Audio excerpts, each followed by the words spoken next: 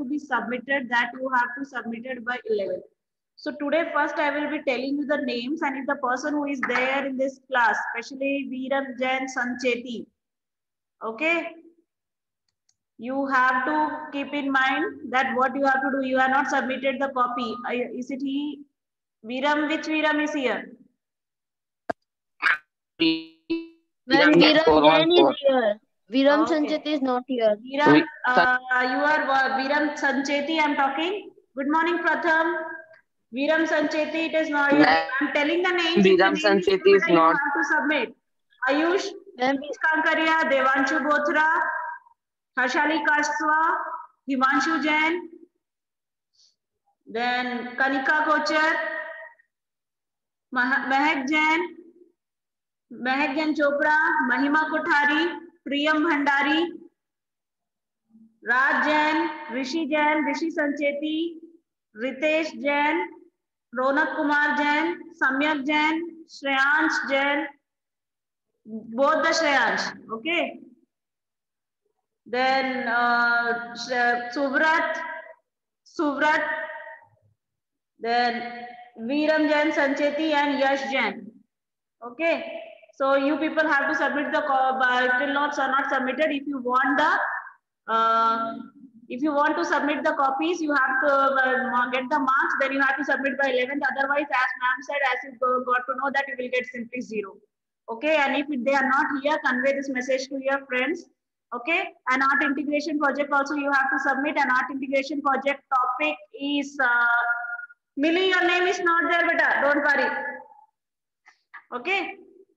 So here what it is, यहाँ पे आपका art integration project you have to submit. Art integration project topic also I told you that you have to do the comparative study of the soil of Gujarat and Chhattisgarh, and in which you have to discuss mainly the pH of the soil which is there in Gujarat and Chhattisgarh. Molly, your name is also not there, beta. Okay, don't worry. So please submit your copies if your name is there. Otherwise, don't expect marks from us. Simply we will put 0, because if we are not having any proof to give to the board that yeah, this person has done this particular work, okay, then otherwise how you will do. Ayush Lunia, I didn't took your name. I said Ayush Kankaria. Okay.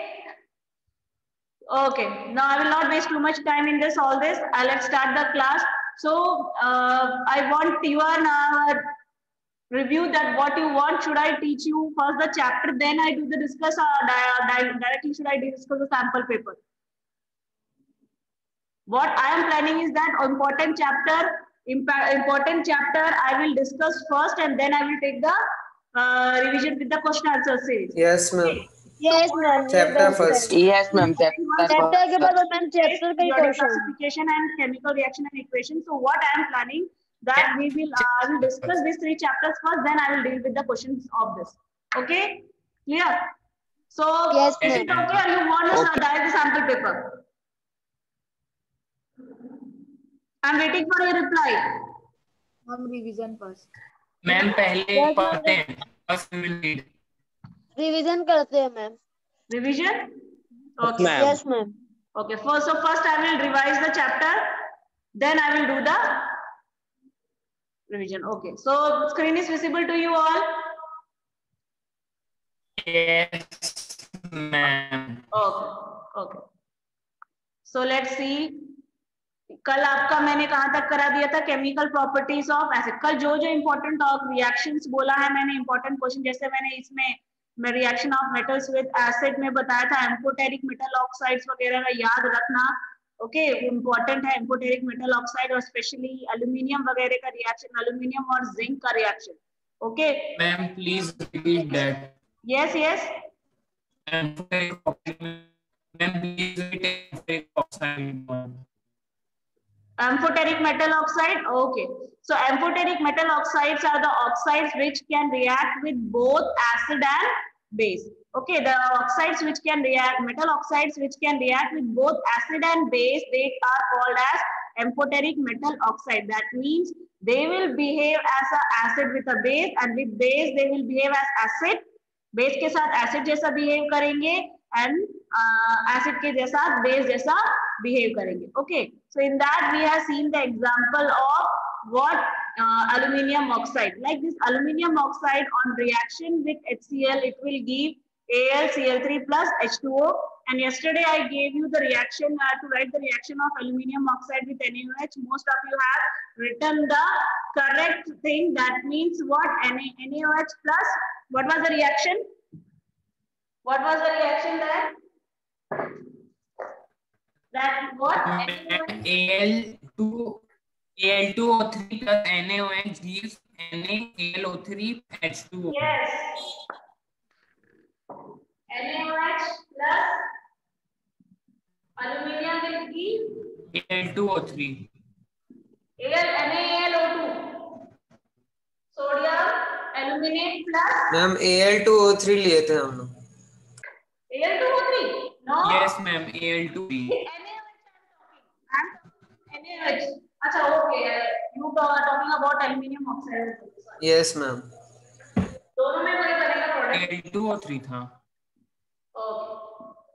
NaAlO2 plus, since it is showing neutralization reaction, H2O.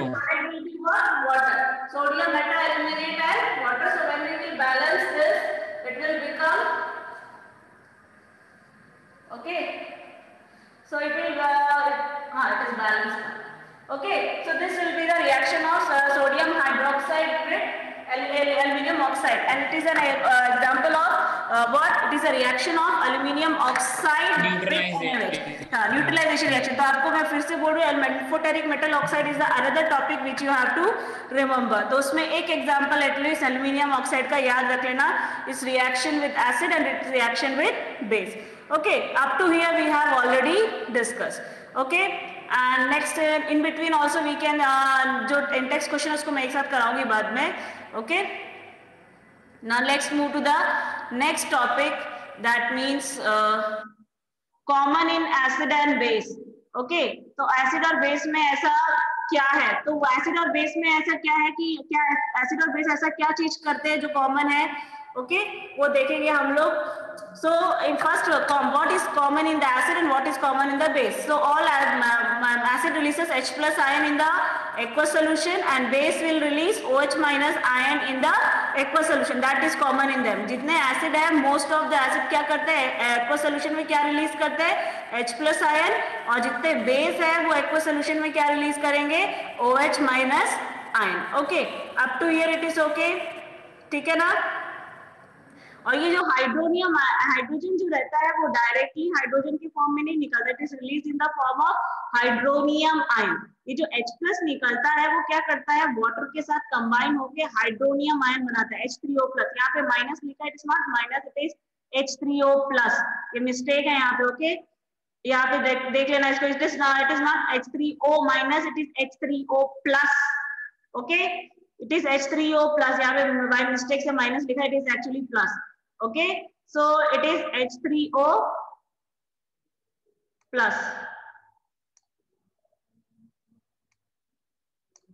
Hydronium ion. Okay, so hydronium ion के form में release होता है और ये hydronium ion unstable होता है, ये जाके वापस टूट के H2O और H+ देता है. ओके, clear है? So acids do not release H+ ion directly. They first combine with the water to form hydronium ion, that is H3O+, which is unstable, and since it is unstable, it dissociates and releases H+ ion in turn. Okay, up to here it is okay ना बेटा? कोई problem है? Yes. Problem. Okay. Okay. Now next is acidic behavior of carbon dioxide. Okay, acidic behaviour of carbon dioxide. Since carbon, अब इसमें तो कोई बड़ी सोचने की बात नहीं है, क्यों? क्योंकि कार्बन डाइऑक्साइड एक नॉन मेटल ऑक्साइड है, and non metal oxides are what? Acidic in nature. That's why since carbon dioxide will combine with water, it will form what? Carbonic acid. Okay, तो याद रखना मेटल ऑक्साइड्स जो होते हैं वो basic in nature होते हैं, नॉन मेटल ऑक्साइड जो होते हैं वो एसिडिक इन नेचर होते हैं. ओके, क्लियर है? उसके बाद next it is, are all compounds which contain hydrogen necessarily acid? क्या जितने भी compounds जिसमें हाइड्रोजन है वो एसिड है? नहीं, it's not necessary that. because it is not necessary that all hydrogen containing compound will dissociate in water to release H plus ion. It is not compulsory. Okay, they do not dissociate. Some compounds do not dissociate, like glucose हो गया, alcohol हो गया. They are not acidic in spite of the fact that they are containing what? Hydrogen. Okay. The next is common in all base. Base का common term मैंने आपको already बता दिया कि all bases are having OH minus ion basically. Not all completely in the whole world नहीं. Mostly जो आप 10th class में अभी जो general small example छोटे-छोटे example पढ़ते हो, उन examples के basis पे क्या होता है? Bases containing bases are having OH minus ion which they release in aqueous solution. Okay, clear है हुआ इतना? अब इसके बाद आता है आपका न्यूट्रलाइजेशन रिएक्शन.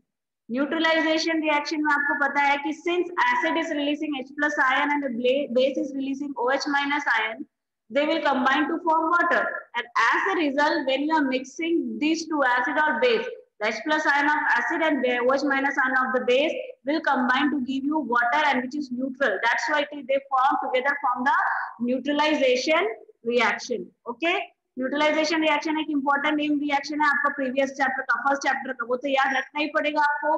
दैट मींस जैसे एग्जांपल दिया है कि NaOH और HCl, NaOH और HCl कंबाइन कर रहे हैं तो HCl जो H plus आयन रिलीज कर रहा है और NaOH OH minus ion release कर रहा है, and they both combine to give NaCl and water. Since water is formed which is neutral, that's why it is called as neutralization reaction. Okay, next is dilution of acid and base. Dilution of acid and base की बात की जाए तो इसका एक important common question है जो सबको पता है, मैंने आपको एग्जाम में भी पूछा था, याद हो तो. Why do we add water why do we not add water in acid? We add acid to the water. जितना भी हमको डाइल्यूशन करना है तो हम एसिड का डबल अमाउंट, जैसे 50 ml एसिड मुझे डाइल्यूट करना है तो I will take 100 ml water, then I will dilute the 50 ml. Then I will add slowly the acid with continuous stirring. Why? Because the reaction of acid and base is reaction of acid and water is what? Highly exothermic. And since it is exothermic, yes, good Millie, I can see your answers. Highly exothermic, because of that lots of energy is released, and that's very dangerous. And because of that we are taking double amount of water, then we will add acid with continuous stirring and small amount. Okay, clear? ऐसा नहीं है कि acid का ही dilution exothermic होता है, base का भी exothermic होता है. स्ट्रॉन्ग बेस का अगर आप डाइल्यूशन करोगे, जैसे सोडियम हाइड्रोक्साइड होता है, उसको भी अगर आप पानी में घोलोगे तो वो उसका डाइल्यूशन भी एक्सोथर्मिक होता है, लेकिन इतना ज्यादा एनर्जी नहीं रिलीज कर पाता जितना कि क्या है ये एसिड्स रिलीज करते हैं. Okay, sodium hydroxide if you are dissolving in water the vessel will become hot. Okay, clear है? Next next is the what? pH. Up to here it was done. Then next after that, strength of acid and base. Okay, strength of acid and base. So where strength of acid, आपको पता है कि strong acid क्या होता है, weak acid का क्या होता है? क्या होता है strong acid? Definition Mox. What is strong acid? What is strong acid? I'm asking Mox. Mox, what is strong acid? I'm talking to you. Huh? No reply. Maulik.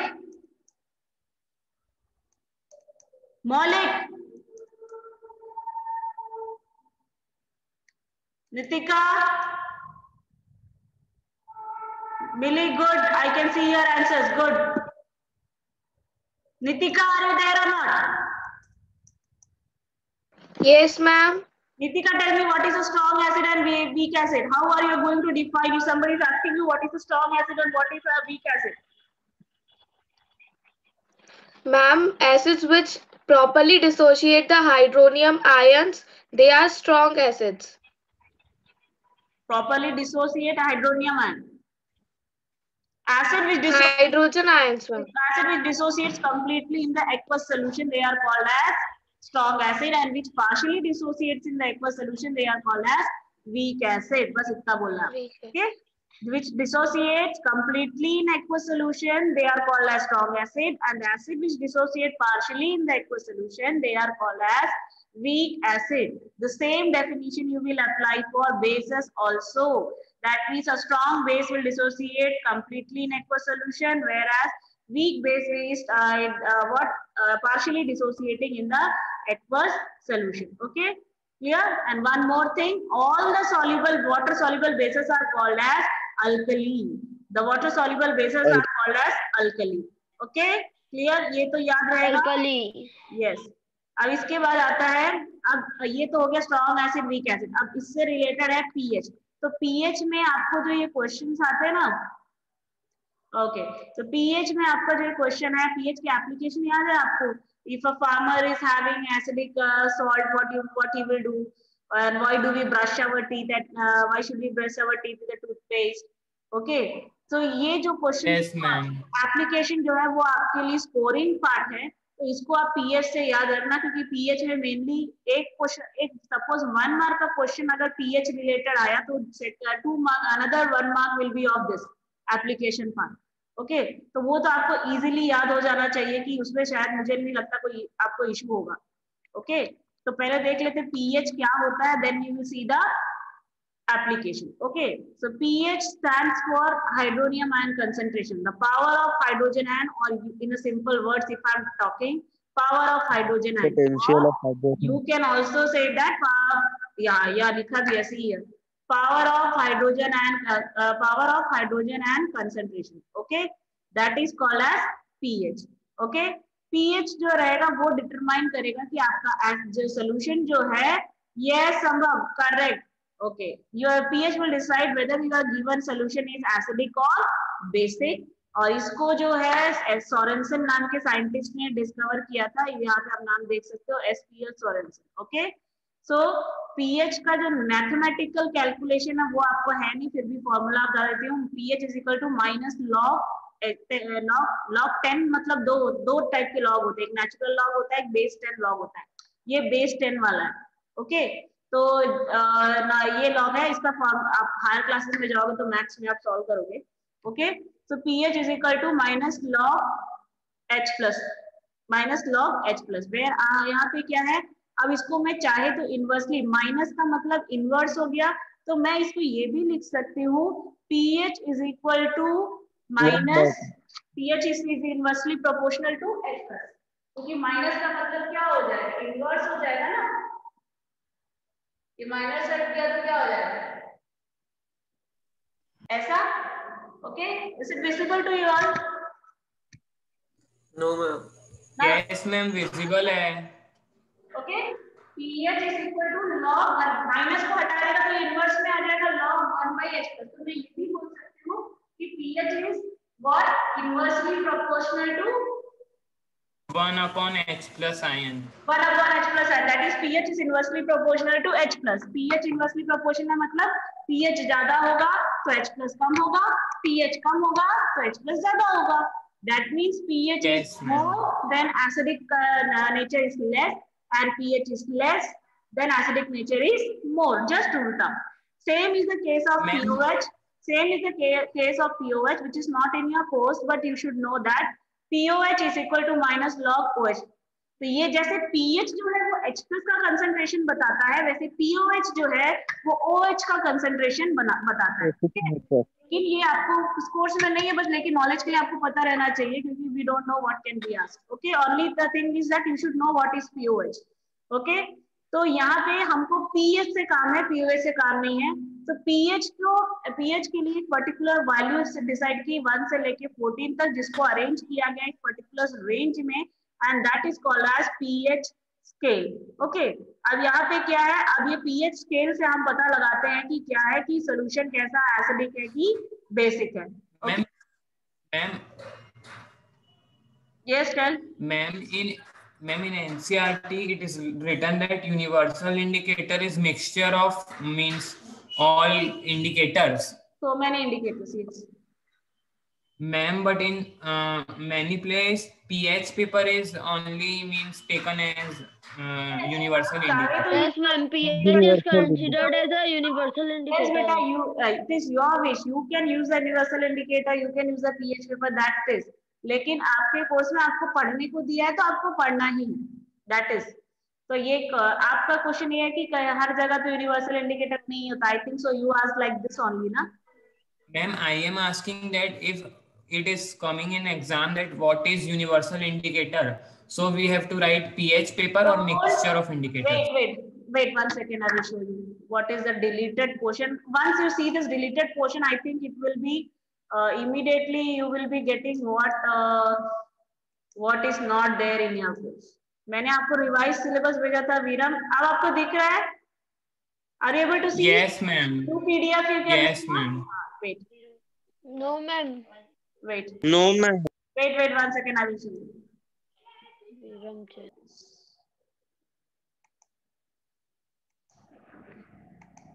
Ma'am, screen was visible, but. अब देखो No, दिख रहा है? Not visible. Yes, ma'am. Yes, ma'am. अब यहाँ पे class 10th में आते हैं. हाँ ये देखो क्लास 10th में केमिस्ट्री से डिलीटेड पोर्शन ये दिखा आपको. मैंने आपको पहले भी बोला है मेटलर्जिकल प्रोसेस हटा दो और सेकंड मेटल्स चैप्टर में कोरोजन भी है उसको ओमिट कर दो.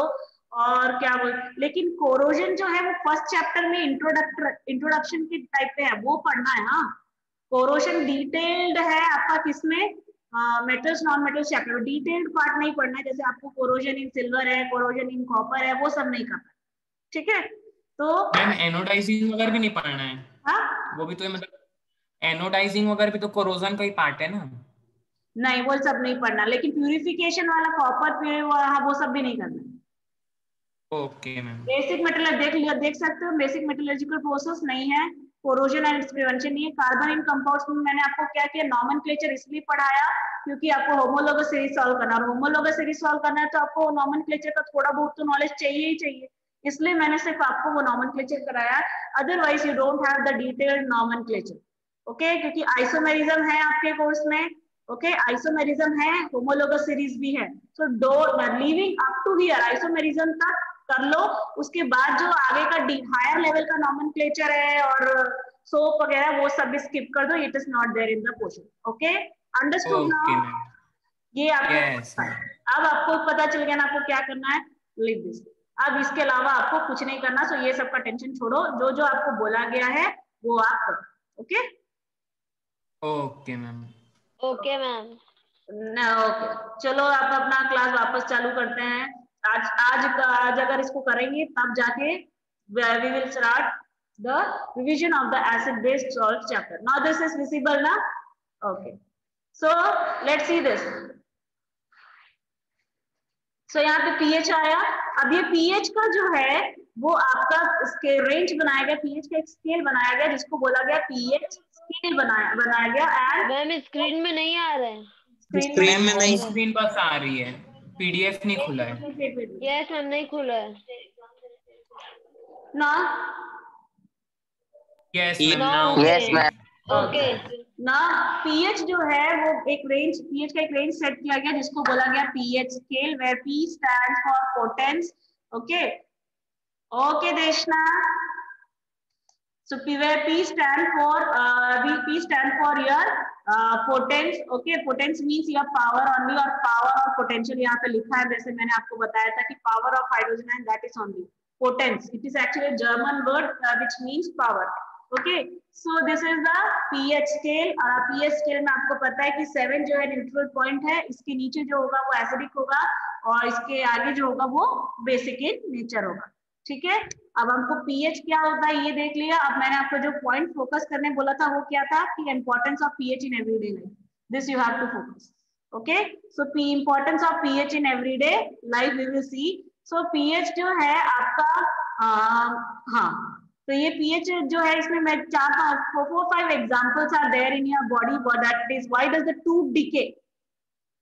okay tooth decay happens. okay tooth decay happens in your body. Why does a tooth decay happens? Because the mouth condition becomes acidic. When if you are eating food and you are not cleaning your mouth, the bacterial activity will start, and your mouth pH condition will fall below 5.5. देखो यहाँ पे लिखा भी है 5.5. Okay. CaCO3 का है इसमें. Yeah. So below that it will fall, and that enamel, tooth enamel will get corroded, and that's why we are using toothpaste, which are basic in nature. This is the one important one. The second one is the pH of human blood. ये एक important question है, याद रखना, छोड़ के चले जाते हैं.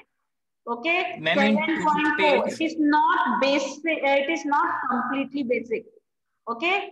It is not completely basic. तो उसको base लिख के आ जाता है. It is not completely basic. Okay. तो उसका range है 7.4. Okay. तो ये दो चीज याद रखना, ब्लड और ये टूथ इनामल वाला. इसके अलावा pH of soil.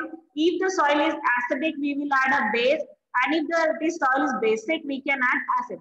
तो अगर कोई किसी का soil जो है वो basic है, किसी का यहाँ की फार्मिंग का जो सॉइल है वो बेसिक है, we will add the natural acids. Natural acids कहाँ मिलता है? मैन्योर. मैन्योर वो जो वेजिटेबल पील वगैरह से बनता है ना, वो that is containing organic waste, and organic acids are there that we can use to neutralize the soil. And by chance, if your salt is, if your soil of your farm is what acidic, तो हमको क्या करना पड़ेगा? एक normal सा, मतलब एक non harmful base मिलाना पड़ेगा. तो वो सबसे चीप और नॉन हार्मफुल बेस हो जाएगा आपका चूना. Okay. Calcium oxide, organic base. Okay, so if your soil condition is acidic, you will add a base that is what your lime, that is chuna. Okay, clear? और rain water का भी आपको याद रखना है. रेन वाटर ये सब common है, ये तो इतनी बार हो चुका है. Even if you are not studying in chemistry, you are studying in EVS and all that here and there from lower classes. Okay, तो सॉइल के बाद रेन वाटर जो रहता है, रेन वाटर इज जो रहता है स्लाइटली. अब यहाँ पे देखो रेन वाटर जो रहता है, यहाँ पे लिखा है, एक मैं आपको यहाँ पे क्या बोल रहा है 7 है, but actual I am telling rain water is slightly acidic. क्यों? Anybody can tell me why? Ma'am, because of the air, harmful airs of sulfur dioxide and nitrogen dioxide from atmosphere. That causes carbon dioxide. pH मैं आपको फिर से बता रही हूँ, यहाँ पे मोस्ट ऑफ द बुक्स में जब आप हायर क्लासेस में जाओगे तो आपको पता चलेगा कि rain water is not actually neutral. Rain water is slightly acidic. क्यों?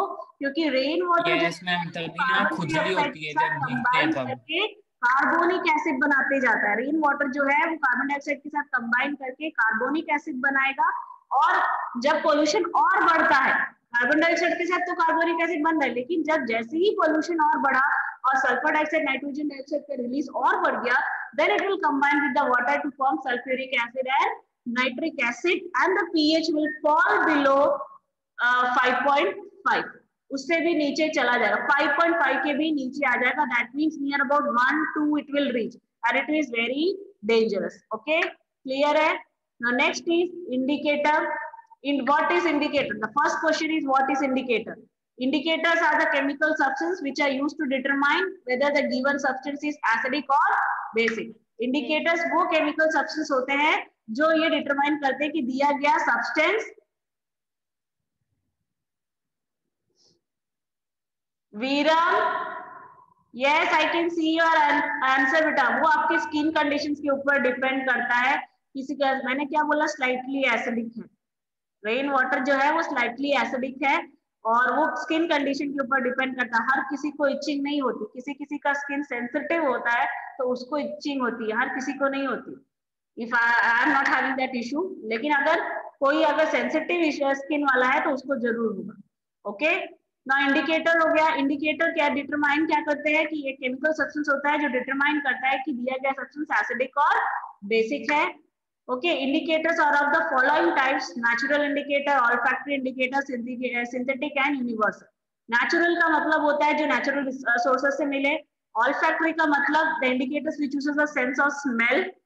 Synthetic indicator means जो man-made है, और universal indicator is a mixture of the all indicator. Various types of indicator का mixture है universal indicator.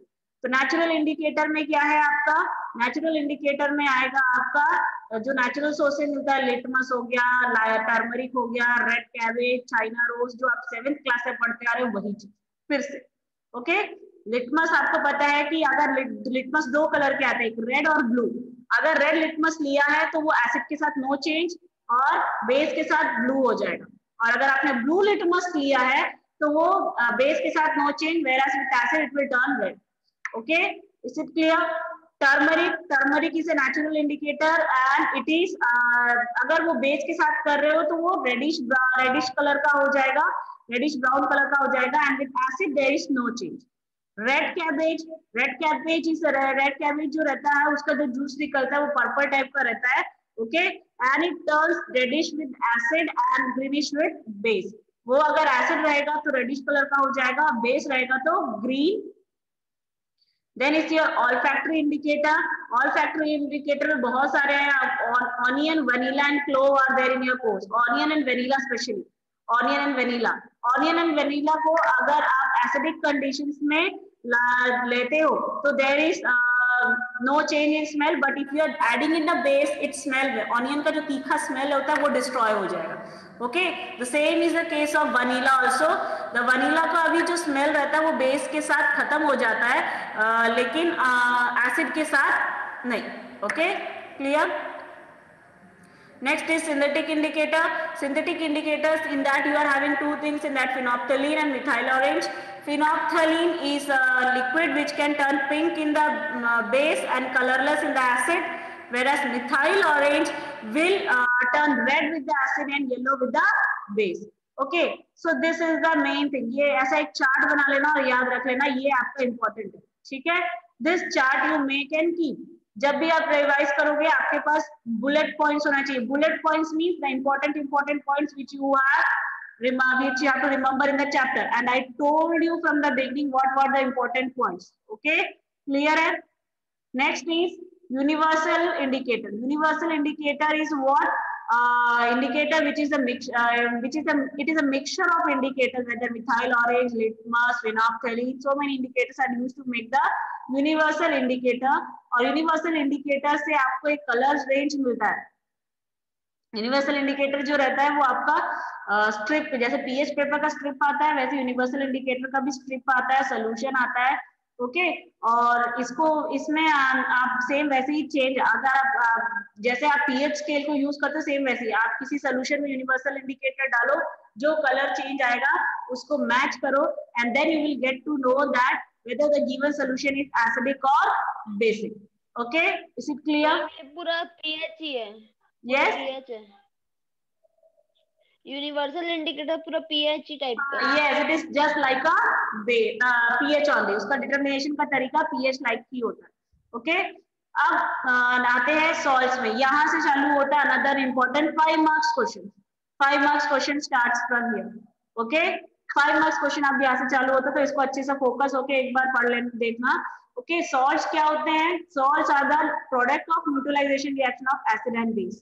Salts are the product of neutralisation reaction of acid and base. Okay, ठीक है।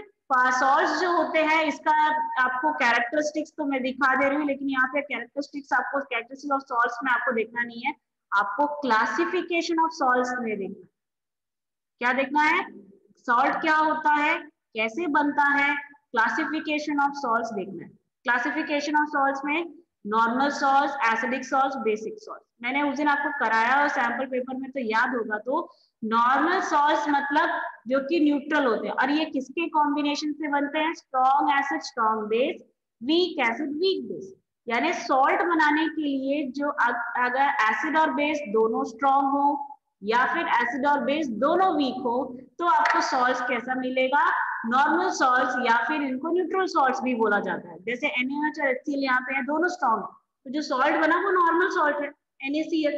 ठीक है, वो नाइदर एसिडिक है नॉर बेसिक। प्रॉब्लम कब शुरू होती है? जब आप ये जो एसिड और बेस है इन दोनों के पावर में डिसबैलेंस आ जाए। अगर आपने जो बेस एसिड लिया है वो कैसा लिया है? बहुत ज्यादा स्ट्रॉन्ग लिया इन कंपैरिजन टू बेस, तो सॉल्ट कैसा बनेगा? एसिडिक सॉल्ट बनेगा। जैसे यहाँ पे सल्फ्यूरिक एसिड ज्यादा स्ट्रॉन्ग होता है इन कंपैरिजन टू NaOH, तो वो क्या बनाएगा, एसिडिक सॉल्ट्स बनाएगा. And if the base is stronger than a acid, then it will form a basic salt. Yes, what happened, beta? You can tell me. Yes, correct, मिली. इसी तरीके से bullet points बनाया करो. गुड. सो आपका क्या है, basic salt क्या होगा, स्ट्रॉन्ग बेस और वीक एसिड के कॉम्बिनेशन से क्या बनता है, बेसिक सॉल्ट बनता है. डन, इतना क्लियर हुआ. अब इस यस मैम. यस, अब ये हो गया आपका बेसिक सॉल्ट्स.